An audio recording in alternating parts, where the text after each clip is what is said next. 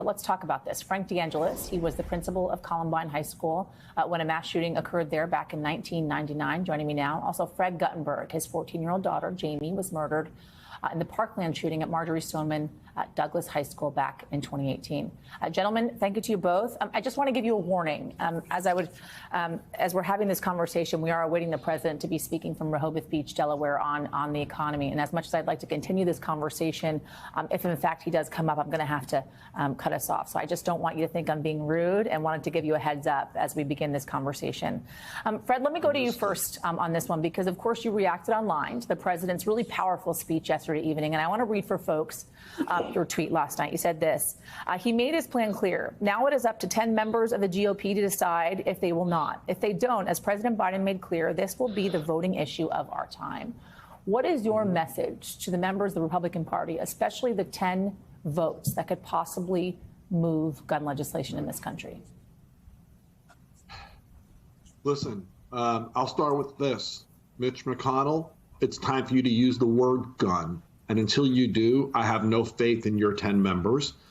Senator Rick Scott, please stop running away from Governor Rick Scott, because Governor Rick Scott was a leader on this issue in Florida. We changed law in Florida because of your leadership. So don't run away from yourself. Be part of the 10.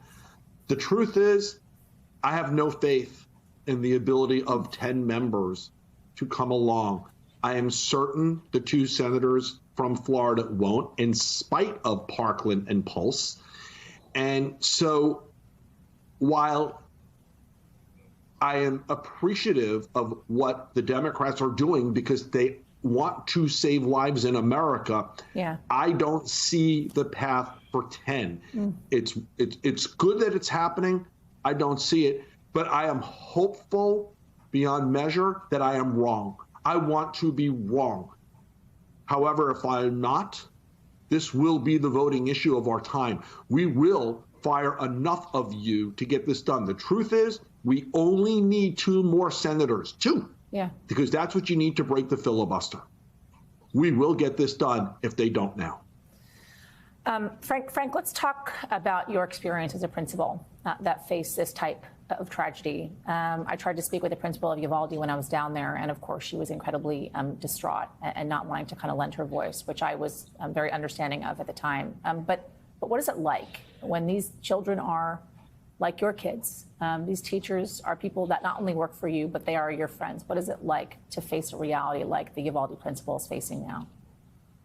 Just overwhelming. You know, I think no matter what community I've gone into since the Columbine tragedy, whether it be Parkland, Sandy Hook, the first thing they say to me is, we can't believe it happened here.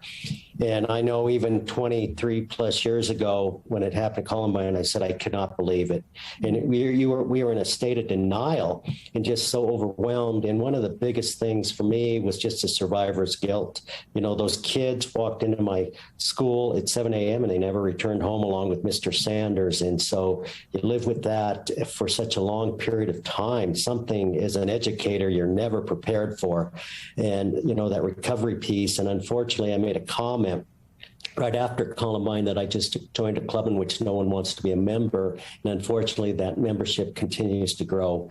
And I just send support out, hoping that I could reach out to them to help them. You know, I'm part of something called the Principal Recovery Network that we reach out to try to help some of these communities, because when we make those original calls and we know what you're going through, we really do, because we've been a part of that. I got to tell you, it gives me chills watching the images as we have up on our screen of the shooting at Columbine, and just thinking about the fact that this was 2 decades ago, and we continue to face the problem that we do today. It's just always shocking to me, no matter how many times I cover this and how many times it continues to happen. Fred, I spoke with a Texas State Senator a little bit earlier on in the show, and we talked about the fact that this is not just going to affect those that lost their lives and the family members that lost someone, but those that survive, right? The principals, the teachers, the siblings, the parents, as you are, your son as well. Who did in fact survive the shooting at Parkland. His sister, obviously, as we well know now, did not. How do you deal with that? How do you recover from that as a survivor?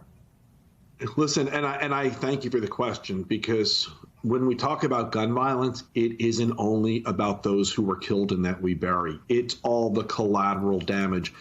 It's the other kids, teachers, or worshipers or shoppers who saw it, who heard it. It's those who had to clean up after it. It's those who had to treat injured. Listen, my son was on the phone with me wanting to turn around and run in and save his sister. Wow. And I had to convince him to keep running. And while he was on the phone with me, we together heard the shots on the 3rd floor that were killing his sister. PTSD is real. Survivor's guilt is real. How do we go forward? You know what? We do it together.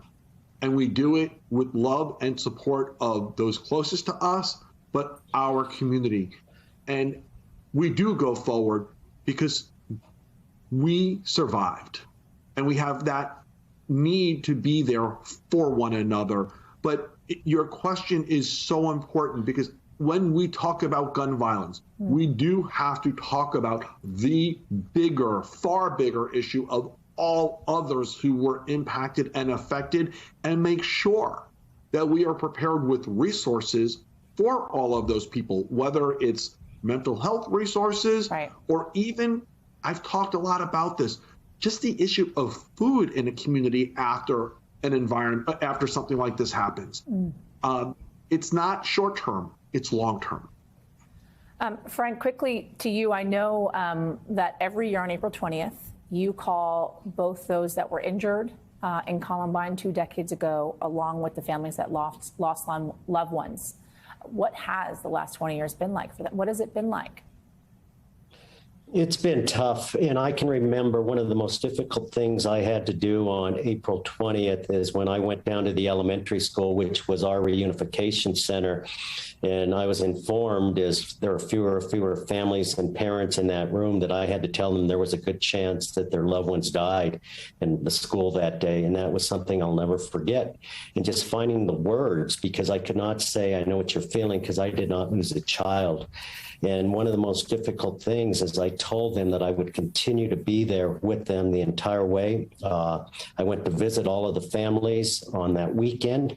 And then on Mother's Day, I went back and I brought flowers to the moms who lost their children. And it was very difficult. But one of the things that really helped me, and Fred alluded to it, I think is so important, is that mental health piece. I've been in counseling for 23 years, and I wouldn't be able to do some of the work I've done over the past 23 years. I can remember when I saw the kids running out of Parkland with their hands over their heads. That reminded me exactly what I experienced. And so I think what's important is what I've noticed over the past several years when I call those families. One of the things that we've been doing recently is we're celebrating their kids' lives, even though they died much too young.